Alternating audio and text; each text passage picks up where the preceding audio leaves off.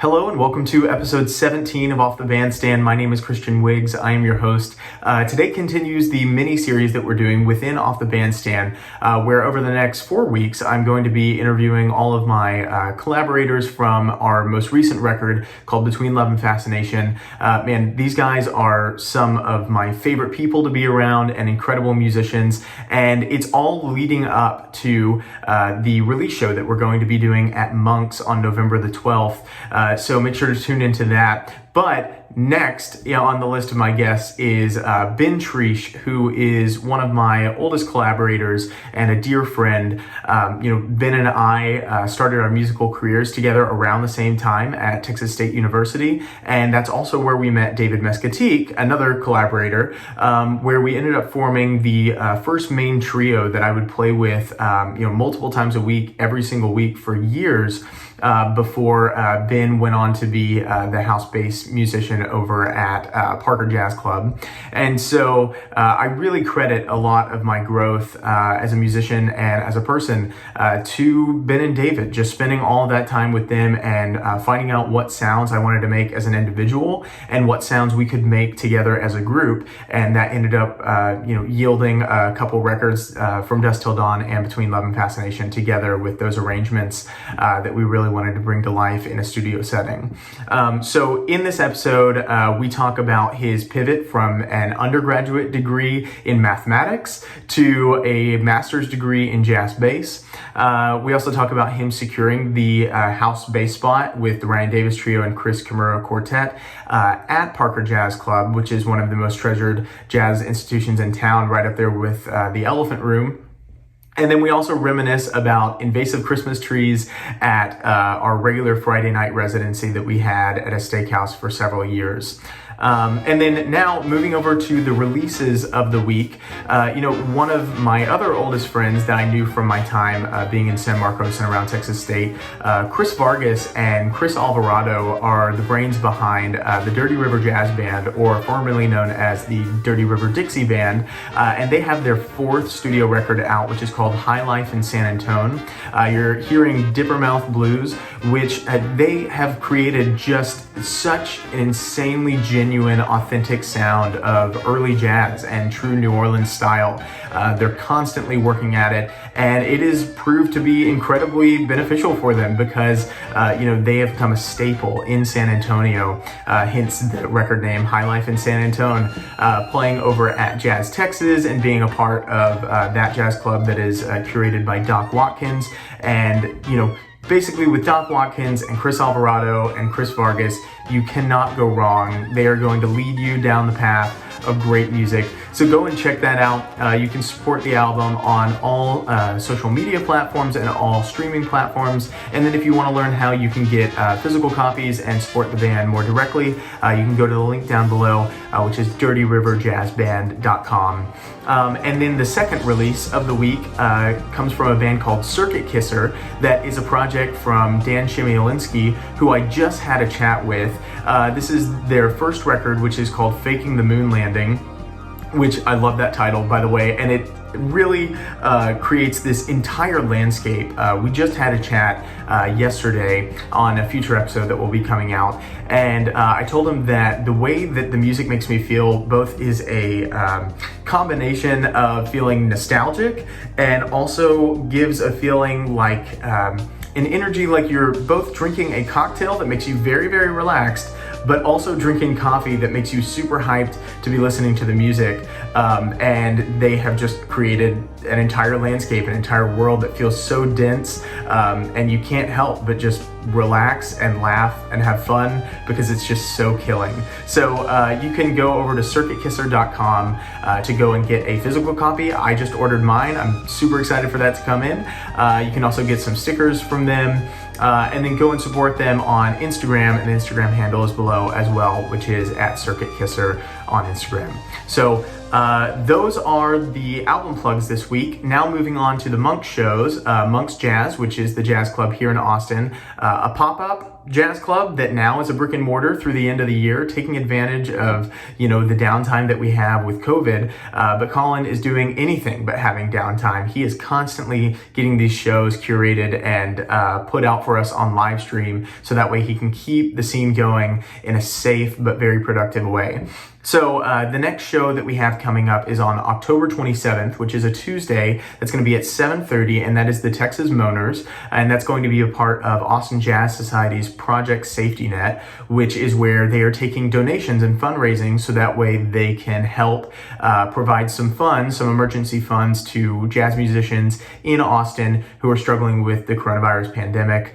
They are truly out there doing the Lord's work, and we are so grateful for Austin Jazz Society and Monks for creating this platform for them to be able to advertise and get more of these donations through.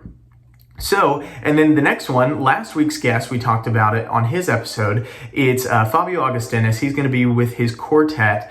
I believe it's called Beyond Jobim, and that's going to be on Sunday, November 1st, also at 7:30. So make sure to tune into that. It's going to be amazing. These guys are some of the best musicians and people who I collaborate with regularly.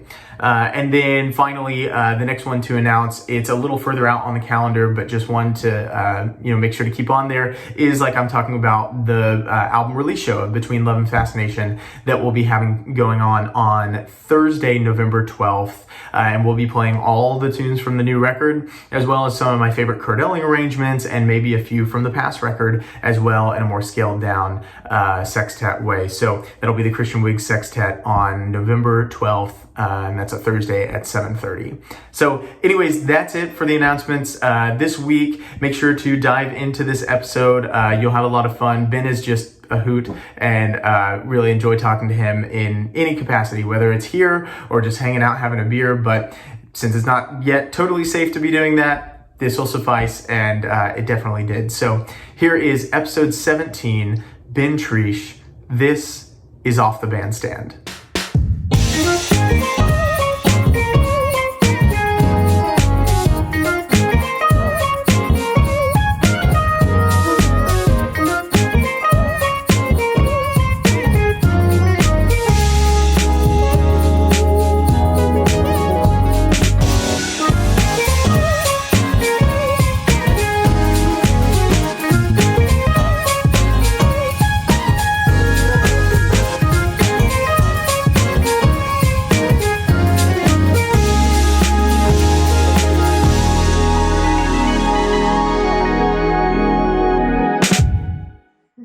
I have food and I have shelter.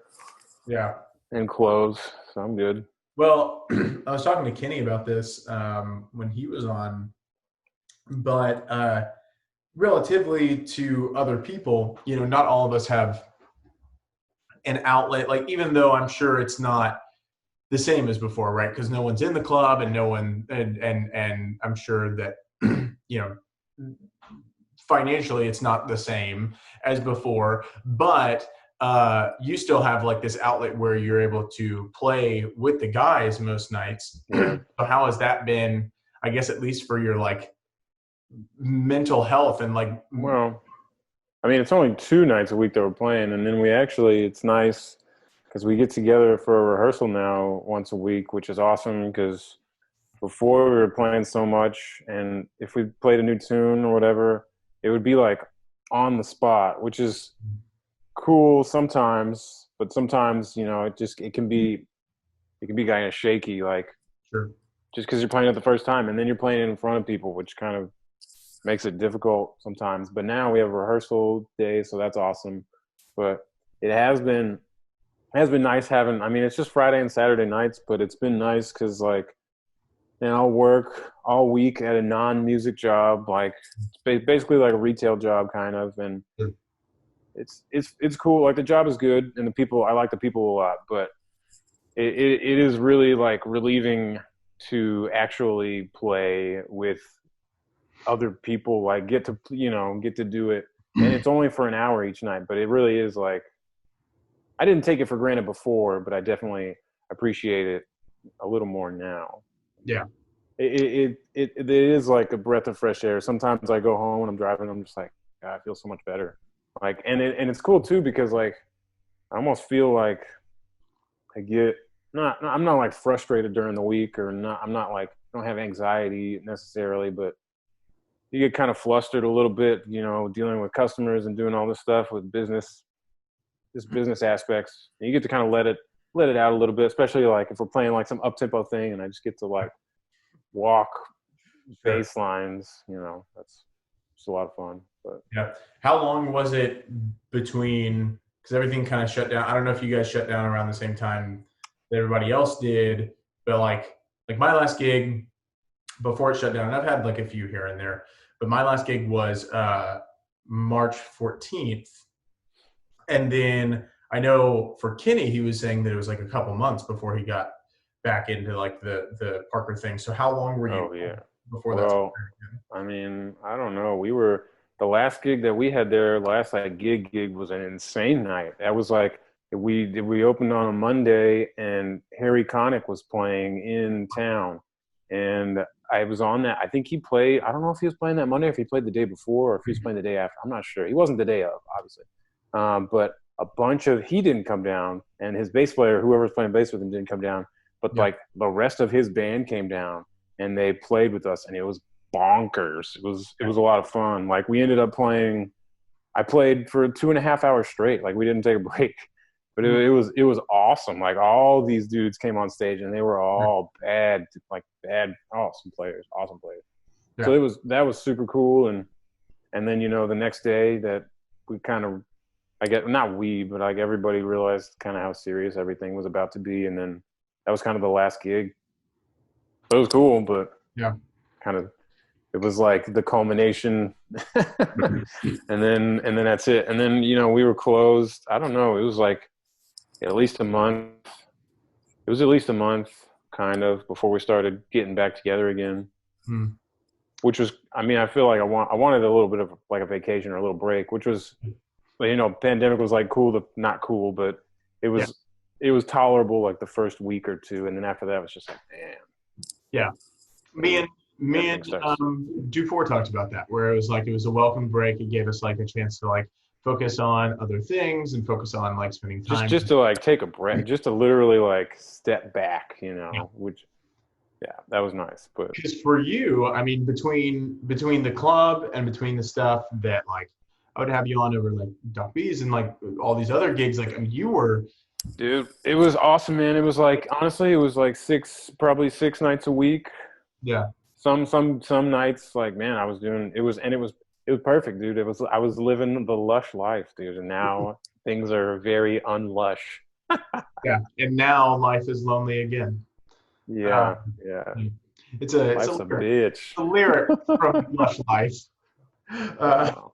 Man, so, but like by the same token, I mean, it is really great that, you know, Parker being one of the jazz institutions in town was very much focused on, okay, even though things have stopped and we can't have like mass amounts of people, like we still need to keep the scene going, both for like the sake of the scene, but also for the sanity of people who want to have some assimilation of a night out, even if as simple as them putting on, you know, I was just listening to Pete Holmes talk about this on a podcast where he was saying that, yeah, he and his wife one night decided to put on a suit and make a nice dinner and just like have like a candlelit thing in their apartment. Yeah. Even though they didn't go anywhere, it just felt like things were normal again to a certain extent. So even though that there are definitely lots of things that are unfortunate about it, having the club and at least being able to play with those musicians again has to be soul enriching to a certain extent. It's comforting, and I'm fortunate to have that gig. You know, I mean, I have to be like one of the luckier bass players in town to have at least twice a week I have a gig. Right. You know, even though it's like just live stream, but it's still like at least twice a week, man. Yeah. Which is way more than some people, which is lucky for me. Yeah. And Kris is all over that, man. He's like, dude, I don't know how I don't think he sleeps. I think he just drinks Dr. Pepper and I was about to say the duck flip. Folks, man, I don't know how he operates. It's insane. Yeah. But yeah, very fortunate for the gig, and for just for being around those guys and learning a lot from them over the past like over 2 years now. It's been learning a lot about myself and Yeah. the whole life All the thing stuff. journey. Yeah, yeah. Oh, Ben, it's so nice to hear you be so sentimental. It's been good, man. It's been good. It's a lot of Yeah. work. It's a lot of work, but it's Yeah. been good. Well, I mean, like going back, because I mean, we kind of talked about where things are now. You and Frank were the two jazz musicians that I played with, I think, in general, once I was here. I mean, it's not necessarily true. I mean, I had some like big band hits, but whenever it was just us, whenever it was like a smaller combo, like a trio, quartet, quintet thing. So I don't know much. I mean, we've talked in obviously just hanging out, but not super in depth about like how you got started and what that looked like for you. Because you're local, you grew up in New Braunfels, but like, when did you start playing and just being interested in the bass in general? Dude, I got an electric bass in like 8th grade, so that was like the entrance. And like when I bought, I remember I saved up some money and bought like a pretty shitty bass with a shitty amp. But I got that, and then the guy from the music store I bought it from was like, "Hey, you should get this book." And it was a Jaco Pastorius book, which was like, and I didn't know at the time, right? Like it was just like, it's like way over my head, And I even like I remember the first week I had my electric bass, like I was in my room and I was like trying to plunk some stuff out, and like it's like slightly embarrassing, but like I didn't honestly realize that you had you had to push the string all the way against the fretboard. Like for like a week I was like touching the string, but I wasn't pressing it down. I was like, what am I doing? Why isn't this making a noise? And then I finally started like pressing hard, and I was like, oh my God. But yeah, and I mean, I don't know. I didn't do music. I didn't take music like super seriously through my undergrad. I was a percussionist, so I was playing concert percussion stuff and did drumline, and I did that at my undergrad. And I wanted to major in bass at my undergrad, but my school was a small school, and at the time they didn't have a string program at all. So I had to do percussion if I wanted to do music, and I did that for a semester. But I knew I didn't want to do that, so I got a math degree. Did you have any piano background? Because usually that's like or at least for us, it was like a prerequisite for being a percussionist, right? Or like, yeah, I mean, yeah, I don't know, whatever. But so yeah, I didn't do the music thing, and I had like the total like I had a great college experience from 18 to 22. Like I had the typical college experience, like, and it was cool because I wasn't worried about music, I wasn't worried about gigging, so I had a lot of fun. But in hindsight, it would have been better to have started. Part of me wishes I would have started earlier, but I'm okay with what I think we all do, especially whenever we are looking at people like, I mean, to quote Kurt Elling, Jacob Collier is touched in some kind of way by God. But like, we look at those people, we look at like Joey Alexander, we look at like Veronica Swift was touring with her parents and she was like 9 or 10 years old. So like, we all wish that we had started earlier, but Lydia's trying to make me not feel as self-conscious. Dude, all that. I've had some great experiences that some of those people have never had or will ever had. So I'm okay with it. Like I've done things that they're not going to do. Right. Not that they would want to, but like I have great the memories I can remember. I love all of them. Yeah. Well, so mathematics degree, not playing music in college, like consistently. When did the upright bass come into the picture? I mean, I got done. I graduated when I was 22, and then I was like, man, I want to play bass. And so I didn't listen to jazz at all, man. I just listened. I was into like classic rock because that's what my parents had on the radio and stuff, and that's what you can like listen to on the radio. And then I went to Texas State. The first semester I was there. I wasn't even a part of the school technically. I was like a non-degree seeking student. So I wasn't like I was kind of like sampling classes, but I at least got to meet all the faculty, and I was in like jazz lab band or something with Dr. McCain, and I started taking lessons then with Dave Dawson, who was the bass teacher who I took with at Texas State. And he's like a classical guy, but he's what like introduced me into the bass world. And then it was so much at one time because I didn't know anything, and then, if you're a bass player at a university, well, not at any university, but like at Texas State, at least when I was there, there wasn't that many bass players. So like if you're there, dude, you have the chance to play with a ton of groups, which is awesome and stressful, but everybody needs a bass player and there's not that many. Yeah. And so I just played with as many people as I could. And then it's just like, oh God, there's just so much, there's so much to learn. You don't know that there's that much to learn until you're like in the middle of it. Right. And that's kind of how it all went down. Especially too, because like what you were saying, there typically are not that many bass players, right? So you do kind of, as long as you can hang and you make a good impression. Oh, it's not even that, man. It's like, because there will be times when you won't be able to hang, but it's as long as you keep showing up, man, and just like have a decent attitude. That's the best part. Like, if you're in a school, it's like they have to deal with you, even if you can't even if you can't play a part, like just keep working on it. That's the main thing. It'll get easier. So after going to, because it's TLU, right? That was your undergrad? Yeah, TLU. So after going to TLU, like when was it that you started playing upright?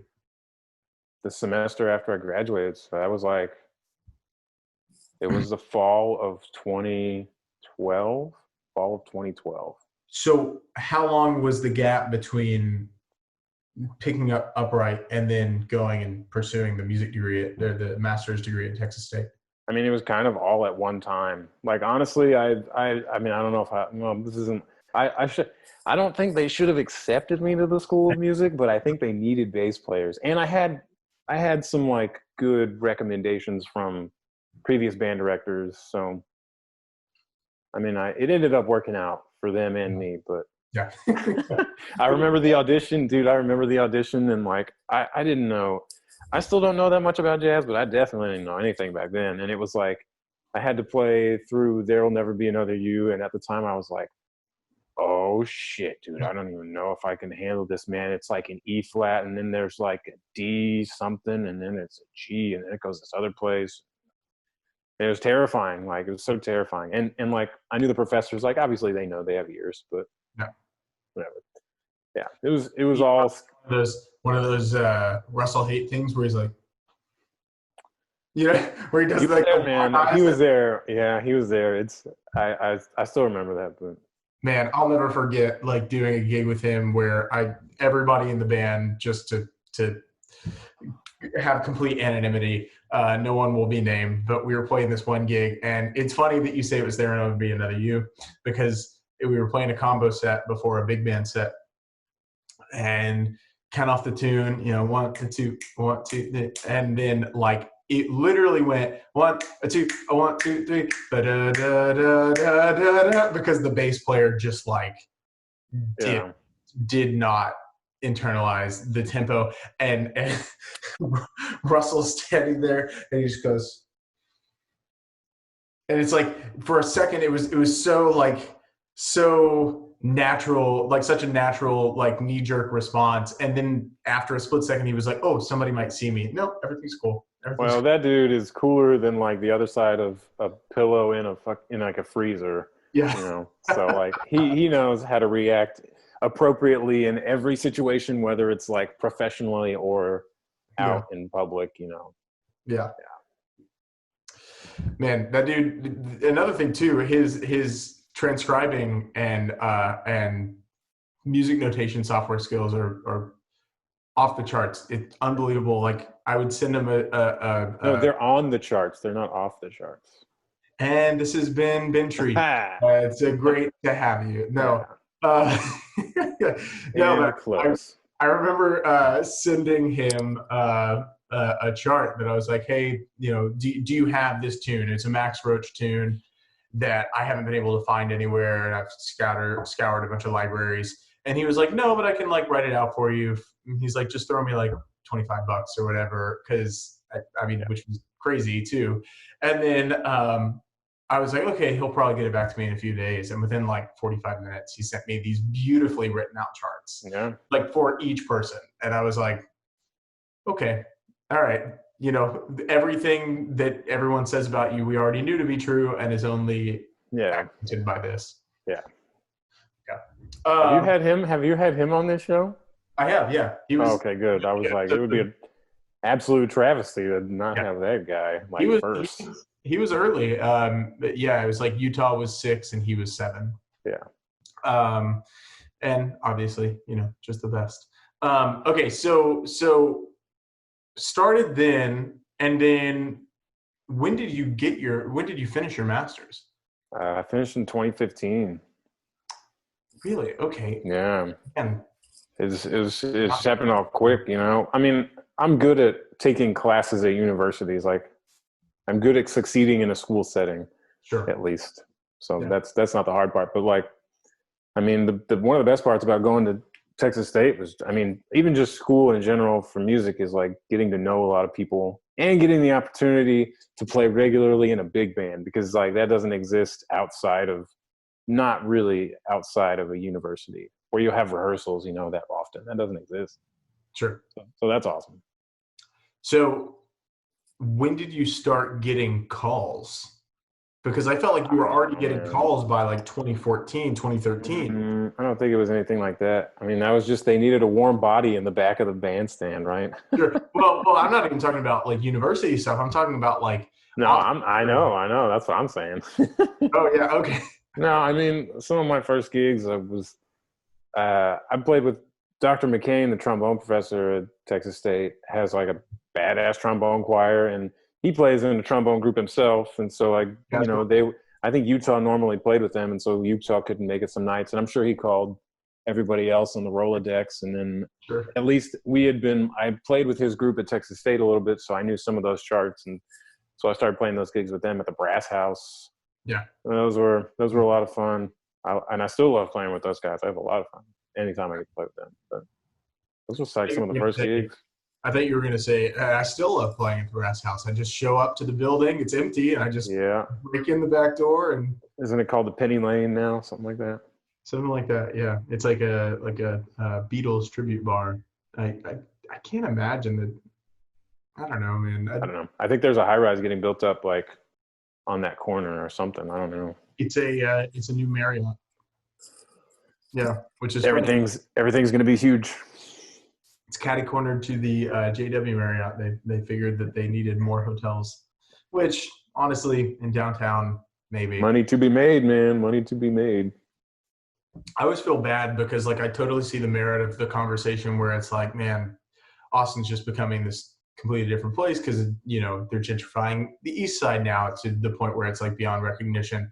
But as musicians, I think I was talking to Mike about this, Mike Sailors, was there's kind of a back and forth that, you know, you can't help but almost be a part of it because you're not the ones making the decisions. But as jazz musicians and musicians in general, but specifically to jazz, hotels and lobbies and their bar bring gigs mean the jazz gigs, man. You know, means gigs, yeah. Rooftop thing brings top 40 and R&B, but the lobbies and the restaurant or the bar, it brings gigs, and it brings people to go to gigs to maybe throw in a tip or here or there, you know.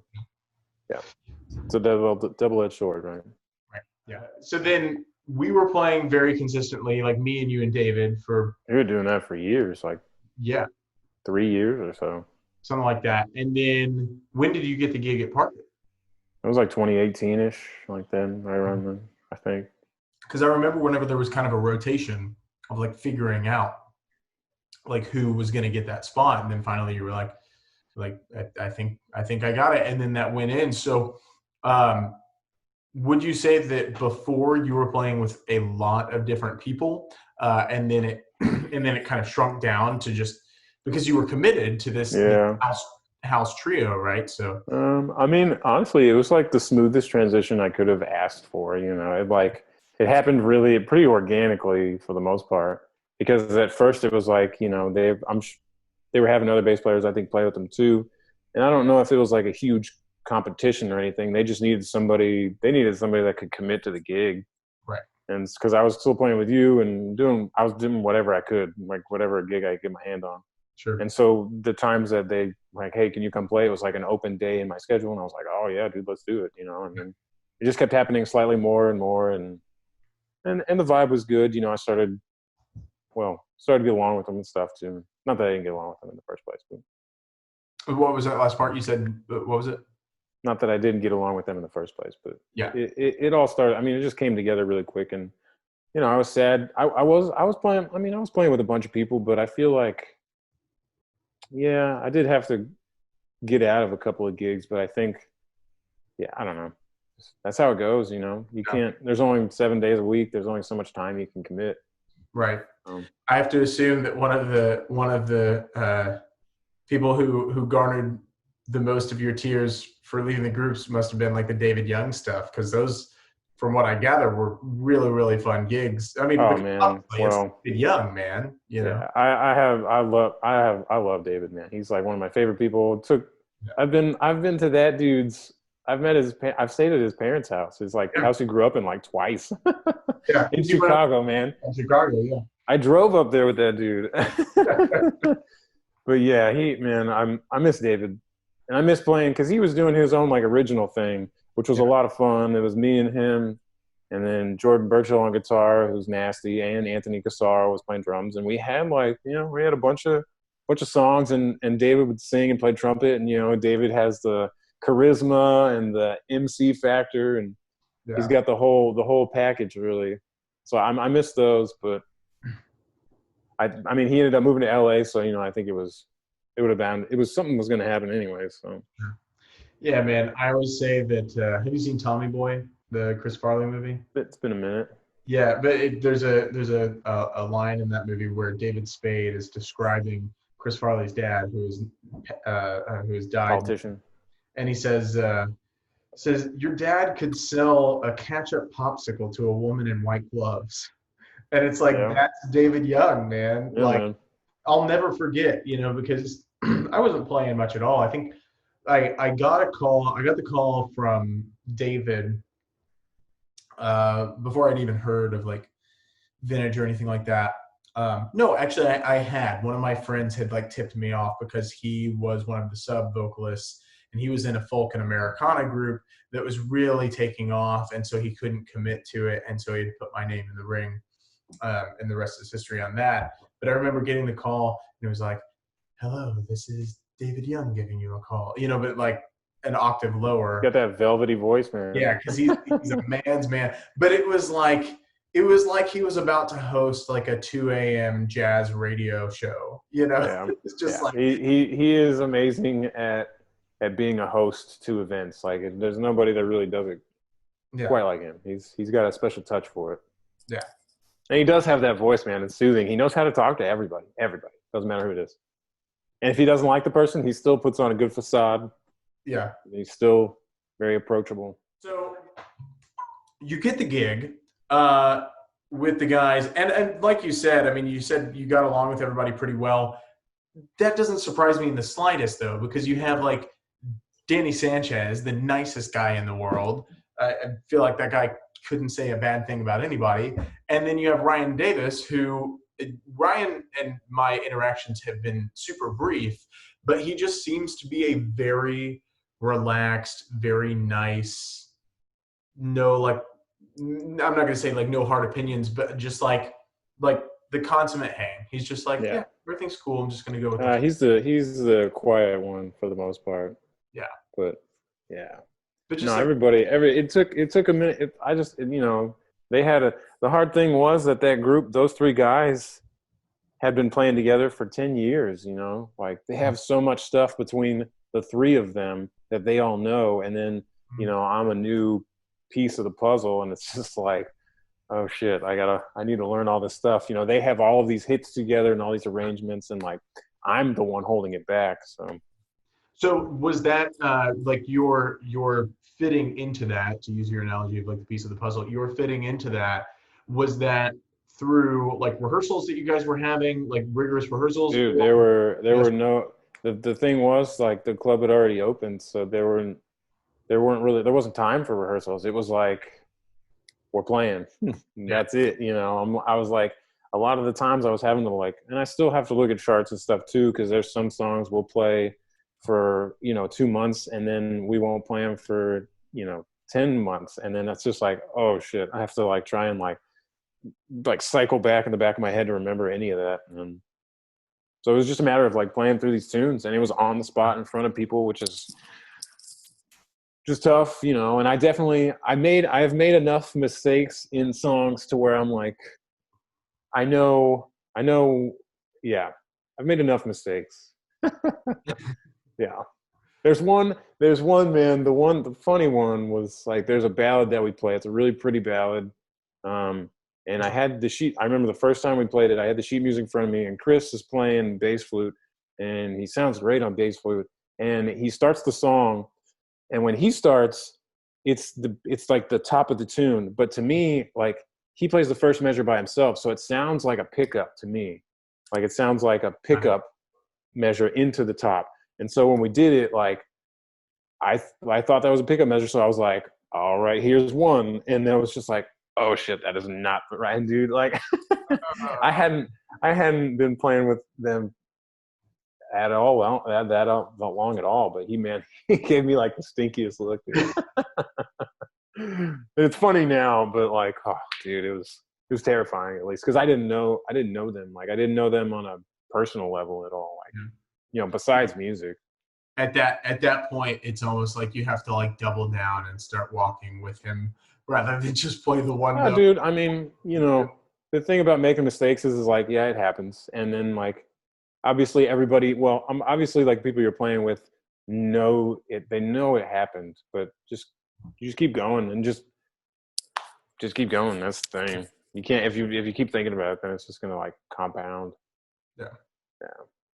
Plus it cycles through, right? We cycle through. So yeah, you can, as long as you get it by the end of the song, then you're at least, making progress.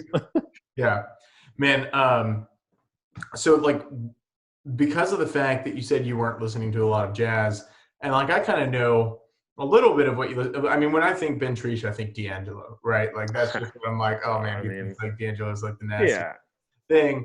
But you were saying like you were just listening to mostly like classic rock and like whatever was on the radio. So when you did start to adapt to like the master's degree, did you feel like there was like a shift in what you were listening to? Oh, dude, or more integration? Yeah, I mean, Dr. Winking, I was talking to him in his office one day, and he dumped a bunch of music. I gave him a thumb drive, and he just dumped a bunch of music on me, and it was just like, oh man, like, and so it was like I just dedicated myself pretty much to listening to anything I could that he gave me. There was a bunch of stuff. I mean, a bunch of classic stuff on there. And there was like Sinatra at the Sands, right? And Steps Ahead, that like 80s group with Eddie Gomez and Michael Brecker, and that was some nasty stuff. And Sonny Rollins stuff and Clifford Brown. Yeah. A bunch of that stuff. And I mean, I still don't know, man. There's still so much I don't know, so much music I don't know. So at times I feel a little somewhat inadequate, at least as far as like my knowledge of just songs. Cause like I'll play with you after not playing with you for months, and then you'll call tunes and I'll be like, I've never even heard of that tune. And so like, there's so much to know. And like, I mean, I know when I get to a gig, I'm not going to worry about not knowing a song. Like, I know what I know. And as long as I can like either pick up the changes, or if I have the changes in front of me, then I'll be fine. I'm not worried about that. But there's only so much time, and I still like the stuff that I grew up listening to. Like, I like R&B music, and I like classic rock. I like country stuff too. Yeah. And salsa music. There's so much great music. Jazz is fun to play. That's for sure. I mean, especially if you're the bass player, I think it's a lot of fun.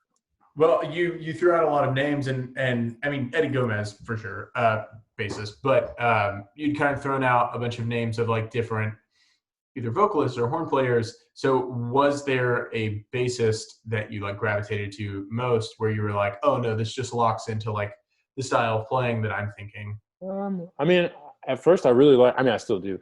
I like Dave Holland a bunch. Like, I like his playing, and I like his compositions. Like, his compositions are super interesting and cool. And just like him in general, he's an interesting guy. Yeah. But I mean, there's a bass player. He's not necessarily a jazz guy. His name's Chris Wood. He's like MMW, Medeski, Martin, and Wood. He's the Wood part of that.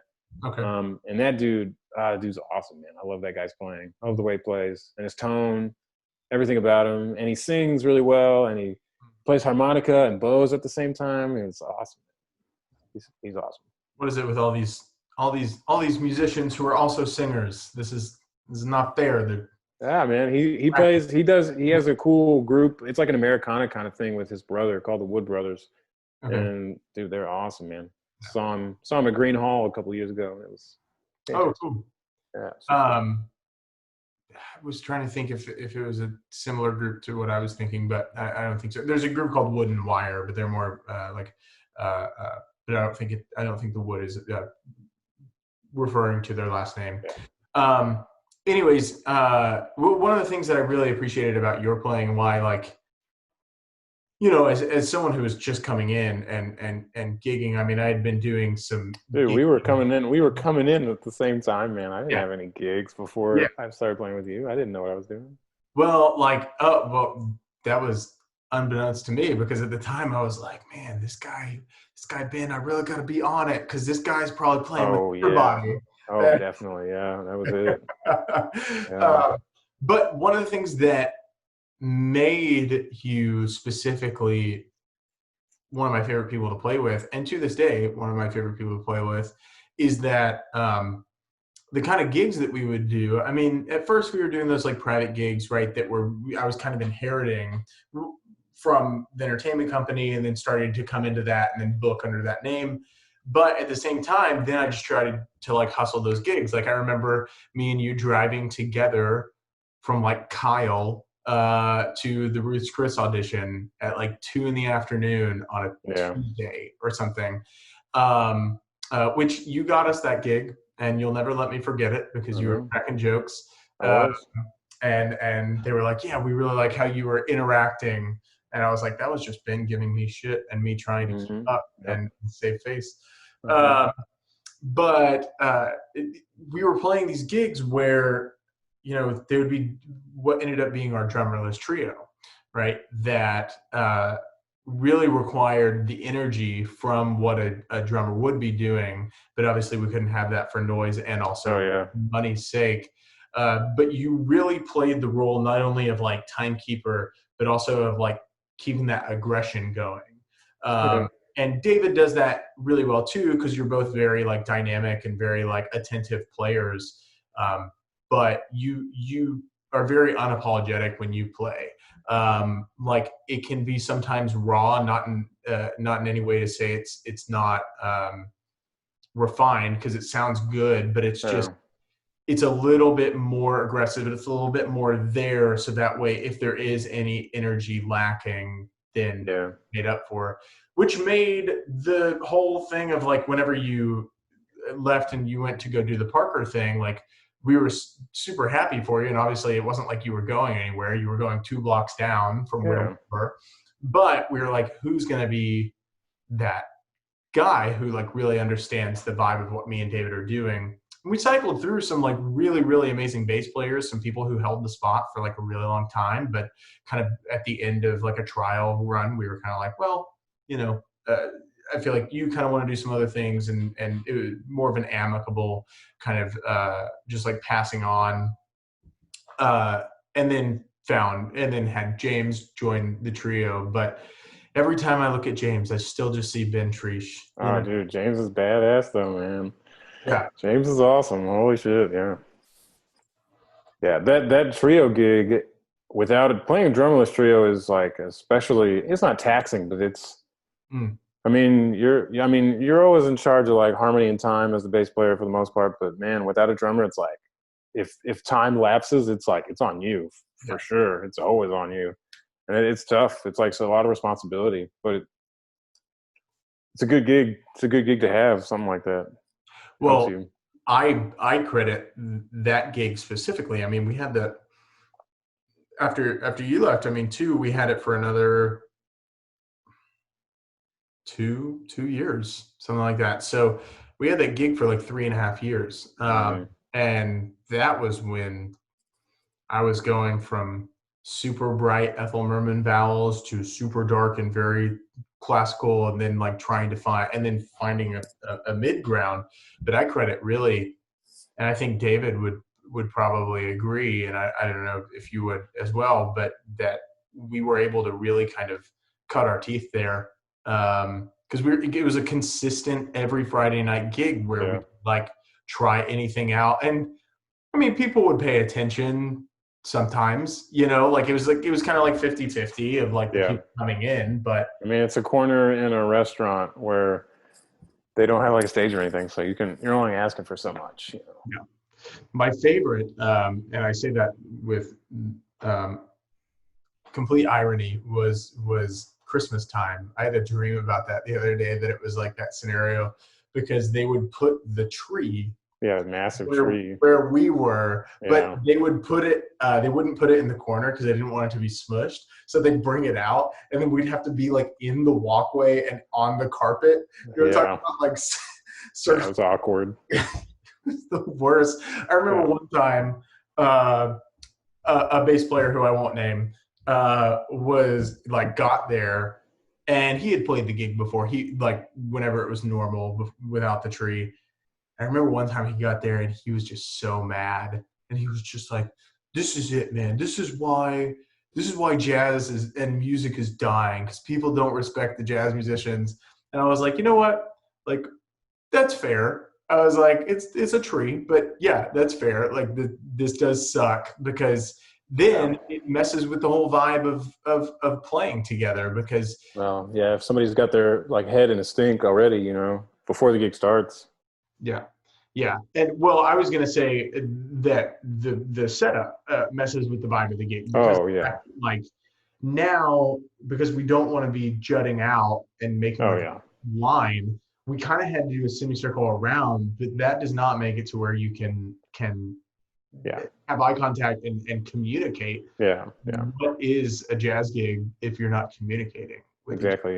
So it's like I'm super lucky at this gig at Parker, because like we set up the same way every time. So it's like drums well, at least for me, facing out, drums on the left, and then me in the middle, and then piano on the right. And seldomly, the next group playing after us will have a different orientation on stage, so I'll have to play like on the other side. And I hate it, man. I hate it, dude, because it's like I have everything I need, because I can like communicate. I'm always looking at the drummer, and then I can like listen for Ryan on my good side, on my good hearing side. It's perfect. But then when one small thing changes, it's easy to kind of get overly mad about it. And then now in the pandemic, that seems so trivial. We're like, hey, I'll play in the audience for a gig. Dude, that's the best, like that's the best musician joke, right? Like, how do you get a musician to complain? Like, give them a gig, right? Dude. It's not even a joke, it's just true. Yeah. It is funny. I mean, not to say that sometimes the complaints aren't valid, because sometimes they are. Sometimes they are. Especially if you're playing with singers, man. Just sometimes they're not. Sometimes I have to remind myself, be like, hey, this is, it's $100 gig and we're playing for 3 hours, right? But if you think about it, it's like $33 an hour. So that's like, it's good. And it's not bad. And also we're doing something that we're like actively having fun at. Yeah, I'm enjoying it. Yeah, I'm not dealing with customers. I'm not filling out orders. I'm not lifting heavy machinery and doing crazy shit. It's like I'm having fun, hopefully. So what do you like because I know you have like the day job, but have you been up to anything like specific with music other than just like the day job and doing the gigs at night? Like, are you working on anything or? No, man. I mean, now so I work from like 8:30 to 5:30, and I live in an apartment. So I have one guy above me, and like I'll get home. If I'm going to play, I play till 9 o'clock at the latest, because I know he can hear me, and he's super nice about like, he doesn't get mad that I play, but I also stop at 9 o'clock just because I'm trying to respect his, sanity, I guess. But lately I've been playing a lot with a bow, and just learning ballads, man. Like seriously, just going over ballads, and like, man, I'm trying to work, on my intonation and my bow work, and make sure that's good, because that's also the side of like bass playing where it can be like super beautiful, right? Like you can have like long sustained notes versus like when you're just plucking stuff, it's like boom, boom, you know? Yeah. So it's difficult, but it's also very rewarding at the same time. And so I just rep through, you know, I rep through different ballads like 4 times, and I'll go to other ballads, and I'm just trying to like get songs in the back of my head and under my fingers. Yeah, what ballads are you working on? Man, it's all kinds. Like Never Let Me Go, Autumn in New York, Stars Fell Over Alabama. Man, have Around you Midnight. Thomas Winglinski? Because he and I are Autumn in New York. I know he's a big fan of that one. He is, man. It's a great song. Well, he and I are working on a small ballad record that we're going to do together. And literally all 3 of those are tunes that he suggested. He wants to do Never Let Me Go. He wants to do Stars Fell in Alabama, and he wants to do Autumn in New York, and amongst other things too. And I mean, that dude can write some nasty ballads too. I mean, like his writing is like superior. But yeah, man, he's like, well, I was gonna say he's the ballad king. He is not. He's the ballad prince, because the ballad king is reserved for Kenny Williams. He's the ballad king, man. Yeah, Stardust. You know, it's all these pretty tunes. Like I learned the verse to Stardust with the melody too, so I was like, all right, cool. Yeah, man, and that's what we call Kenny like the king. Well, we say king of the ballads, and I had said, I think on his intro, that he's like single-handedly bringing verses back to Austin, because he loves to do those opening verses. He does, man. Yeah. Tunes that you'd never like the verses you've never heard. I remember him like opening one up, and it was "Fly Me to the Moon." He does a verse to that too, and that one's nice too, because it's cool how the end of the verse leads like into the top of the head. It like flows super well. Yeah, I didn't even know it had a verse. Yeah, like I didn't either. Bad about like all that stuff. about all that stuff. So that's cool, man. Do you have like an all-time favorite ballad that you found? No, man. I mean, I do like Stars Fell Over Alabama, because on that one, at least on bass, it like, I feel like it lends itself on bass really well. And it's like, you know, it's kind of fun to like, you know, you hit the note and dip a little below and come back in, you know. Yeah. But yeah. Never Let Me Go is hard, man. That one's tough for, at least it's tough. Yeah, my favorite part of it is like what's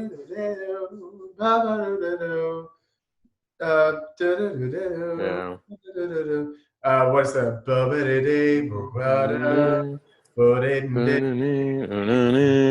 Actually, the best part is that next part, like that's like a B flat minor major, right? Like, but you're landing, the melody lands on the major 7. Yeah, that's the money one. Yeah, that's a cool song too. Yeah, man, do you know "You Go to My Head"? You know that tune? I know the song, but I mean, that's not one of the ones that's on my list yet. Yeah, you should put it on your list. Every slow time, process. Every time that we'll do that with me and Thomas and James, when it gets to the end, it's the lyric, "I haven't a chance, having a ghost of a chance on this crazy romance, or in this crazy romance," and they always like sing that, like it's like background vocals, because having a ghost of a chance in this crazy romance. But it's funny because they always like lean in together. It's like, just feels like one of those like old doo-wop things. Yeah, very fun. The whole pandemic thing, and it's like, there's a podcast called, I don't listen to many podcasts, but sometimes I listen to this one called Thriving Musician. I don't know if you heard of that one. What was the first part? It's called Thriving Musician. Thriving Musician, okay. Yeah, but it's super cool because it's like, it's a guy, I think he went to UNT, he was like a sax player at UNT, but he has some other career now, like not music related career, but it's all about like musicians who are still playing, still like active and still doing things, but who have other jobs, who are like trying to do something else too. Like they're not just they're not just musicians, you know, like there was a guy on there that was like a lawyer, and he graduated from UNT and then decided to get his law degree. So it's like just it's pretty inspirational, like utilizing the most out of your time. Yeah. It's like Dr. Jim Rose. Dude, that guy is like the most inspirational person, like no joke, man. That's who I think of. Yeah. That dude, he does everything. So, and I mean, he's an older guy, so he's had, you know, more time, but Sure. man, yeah. Saves people's lives during the day, brings his horn out at night, sings a few tunes. Yeah, man. Yeah. Seriously, he entertains the hell out of people. Yeah. People go just to see him, man. I would go to see him, man. He's awesome. And he's like the nicest person ever.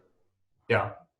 Well, man, I also wanted to ask too, just from a perspective of the gig, like the house gig that you have, obviously like people come through town, man. Like the Jazz Dinner Orchestra came through town. They like showed up, and then the Harry Connick Jr. guys showed up.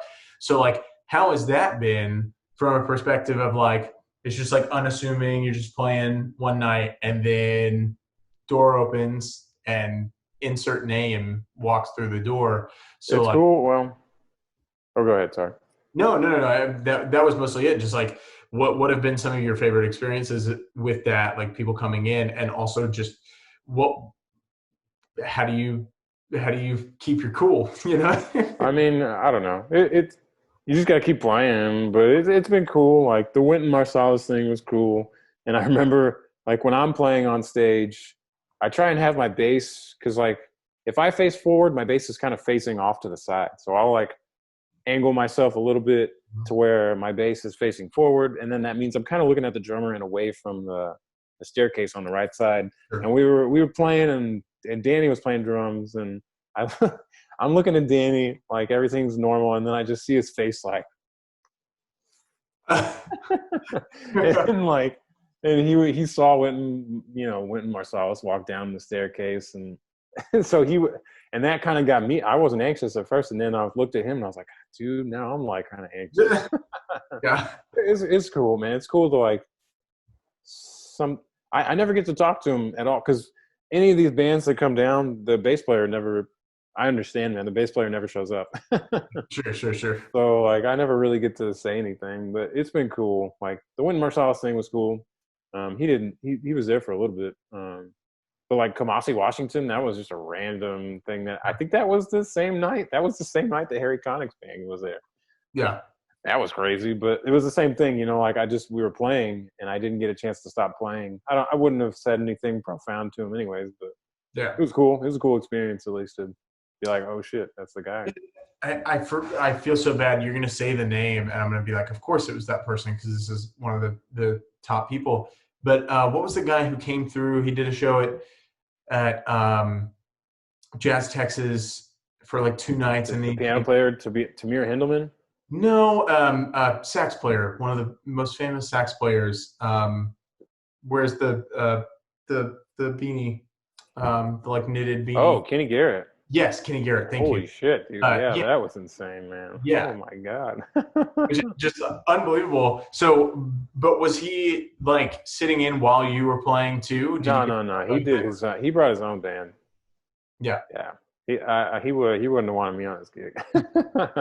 No, but that was awesome. Oh man, that was a whole different animal. Yeah, that was badass.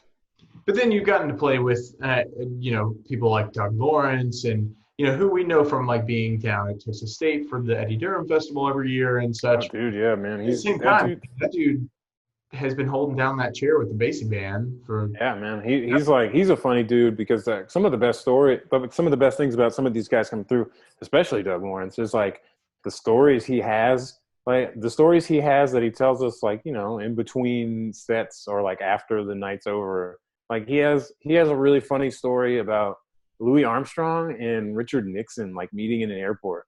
And Whoa. It's like, I don't know. It's not like a bad story, but I don't know if it's like appropriate for public knowledge. I mean, I think it might be public knowledge. I don't know. It doesn't matter. But it's a really funny story. And it's like stuff like that, these older guys that have been around for a little longer and they've seen things, it's just funny to hear. It's funny to hear their take on everything. Yeah. And Doug Lawrence is badass too, man. That's a lot of fun. That dude has a huge sound. Yeah. was a lot of fun playing with him. Yeah, but I mean, another reason why that gig is so coveted and so treasured, because Oh, it's at cool, any man. Yeah. moment, you know, those people could walk in, like, and you touched on the Wynton Marsalis thing, but later that night, I mean, like, Veronica Swift came through too. Oh, dude, yeah. And that I didn't know who she was, and like this, you know, young girl comes on stage and just like wrecks. Yeah. Just like wrecks. Yeah. Like just blows everybody out of the water. Oh my God. So yeah, that was humbling to say the least. How is that dynamic with bringing new charts in with the house band at the club? Because you guys Oh no, that's fine. I mean, I don't know. I don't bring in stuff for that usually. We're just like going through different standards, like different, just learning, getting the breadth of knowledge of the American songbook bigger and bigger. Sure, but how much does that expand? Do you feel like you guys are kind of have the book and you stick to that, and like every once in a while you add new stuff in, or is it kind of like a nightly thing where it's like, all right, we're gonna add a new thing in every night? Because I have to if you're playing a lot, that it could be fatiguing to play the whole thing. Yeah, I mean, we definitely have like a strong set of songs that we can rely on if we need a certain mood or a certain vibe, I guess. Mm-hmm. But we put different stuff in like pretty frequently. It's usually like kind of a rotating door. And then the more we play it, the more it becomes comfortable. And it's just trying to make that library of songs that we all know and we can strongly pull off together like bigger and bigger as time goes by. Yeah. That's kind of it, which has been nice about having this like a rehearsal night now that we get to like actually work on things. It's nice. Yeah.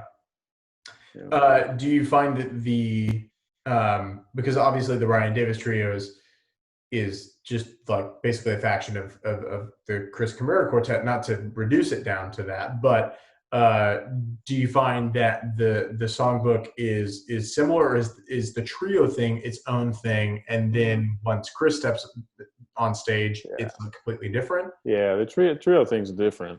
I mean, it's the same. We're the same three people, but it's a different. There's like, I mean, Kris plays a lot. Kris can play a lot of different styles, but he's like any other, you know, horn player or singer. Like they like have their preferences, I guess, on what's going on or what they want in certain parts. And so we kind of know with Kris, we know, especially Ryan knows because he's been playing with him for so long, but he knows how he wants everything played. And I kind of, you know, the more I play with him, the more I know how he wants stuff, you know, kind of framed out. So with him, there's kind of more guidelines, not more guidelines, but we just, you know, he's the focal point of that situation. So like we have to, you know, act accordingly. And then whenever it's Ryan, you know, it's this Ryan Davis trio stuff, then Ryan's kind of he's the band leader at that point. Yeah. So we kind of, but we have a big breadth of tunes. We've been learning different stuff, you know. Yeah. Been working on like a Christian McBride tune. It's called Used to Could. Like super, it's like a 3/4, super bluesy, super fun, great tune. And then what's the dynamic like with Wasabi? Whenever you do that's just a whole different. That's a fun book. Yeah. I mean, it's just 20s and 30s and 40s big band music, Stan Kenton stuff. A lot of old charts, and it's funny playing these old charts because they're like, it's so weird. There's just like sometimes there's these odd measure phrases, like it's like 17 bars. There's weird things about some of these songs. Yeah. But man, some of the charts, they're so cool. Like some of the arrangements are super cool, and these are old charts. Oh man, they're so old. It's cool. It's fun playing those. So the way that we end every episode is two things, like a 2 quick speed round thing. Is first of which is, do you have like any one record? It doesn't have to be jazz, but it could be jazz, that you would recommend to all the listeners to like go and check out right now. It could be your favorite. It could be just something you were listening to this week. Just anything. I love it's a Quincy Jones record. I'm gonna do 2 Quincy Jones records. Okay. One's Killer Joe and the other one's called The Dude. Those 2 records. Great. I love those records. Gotcha. Okay. Man, I saw a thing. Speaking of D'Angelo, again, I saw Jacob Collier in an interview the other day. He's like, I think that one of the like greatest like R&B records or just like hip hop records is Voodoo, like D'Angelo Voodoo. And I was almost certain that was probably going to be on your list of things to say, but yeah, man, Quincy Jones. All three D'Angelo, I think 3 D'Angelo records, right? Black Messiah, Brown Sugar, and Voodoo, man. You can't go wrong. Yeah. Oh my God. Yeah. And then the other thing, well, before I get to the very last question, I was wrong. It's Walking in Space is the Quincy Jones album, not Killer Joe. Killer Joe's is a track on there, but gotcha. Walking in Space. I'm sorry. Okay, got it. And then, do you have anything that you want to plug before I ask the final sign off question? No, I mean, just if you got free time and tune in to Parker Jazz Club, I guess 5 to not 5 on Fridays and Saturdays. 8 to 9-ish. Yeah. And then, so people can like check you out on records you've been on. Do you, other than David's preamble record, and then my last 2 records, do you have any other projects that you want to plug of like, here was something that I was on, go check those out? I mean, that's pretty much it, I think. Okay. Were you on, was it Silverback? Is that not on that one? I did this weird offshoot thing that David Young did. He did, I don't know what he used the music for, but he wrote some like really abstract tunes. Okay. But it was like a really fun, like super abstract. This one song had a unison melody line for all the horn players. But it was like, no joke, it was like 3 straight pages of 16th notes. Like they had to do it in like cuts because it was not humanly possible to play it. Yeah, sure. And it was fast too. It was like insane. But that was cool. I don't know what to use that for, but I still have those tunes. That record's it's just odd, but it's cool. Okay. And you don't know what it was used for? Like at all? Was it like anything for a commercial or like a movie? I don't know. I don't know if it was for a movie or anything. I don't know. Interesting. Yeah. Okay. I don't poke any questions, man. I just show up and I play the parts and then leave, dude. They do with it what they want. Consummate recording musician. Well, the last question that I always ask is that we have no shortage of gigs from hell, and just like where shit totally goes sideways. So if you can think back. And if you have multiple, you can say multiple, but if you can think of like the craziest of the gigs that it just went way up the wall, which one do you center on?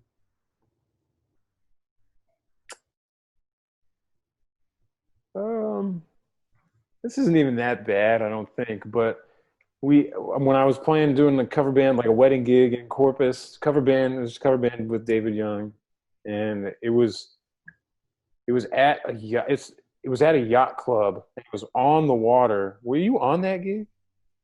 I don't know if you were there. I don't think you were. I don't think you were on this one.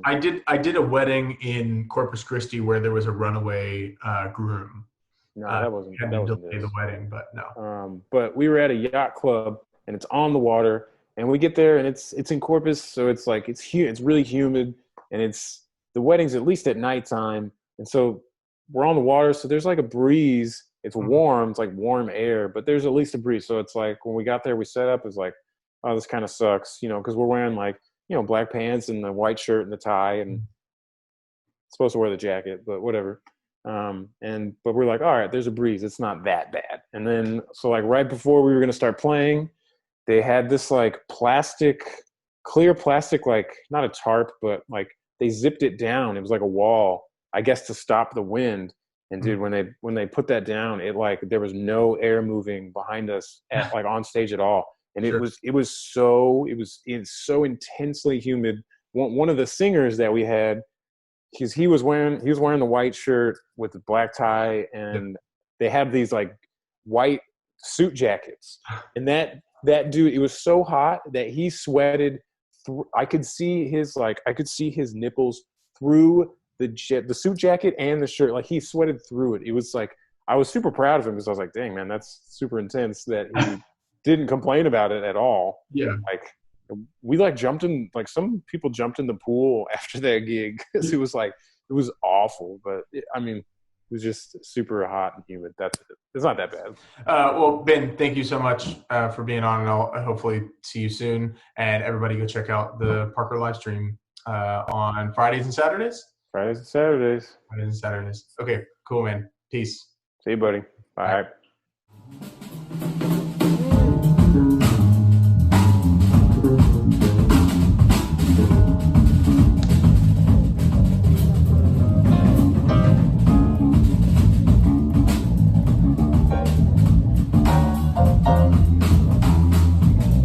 Bye.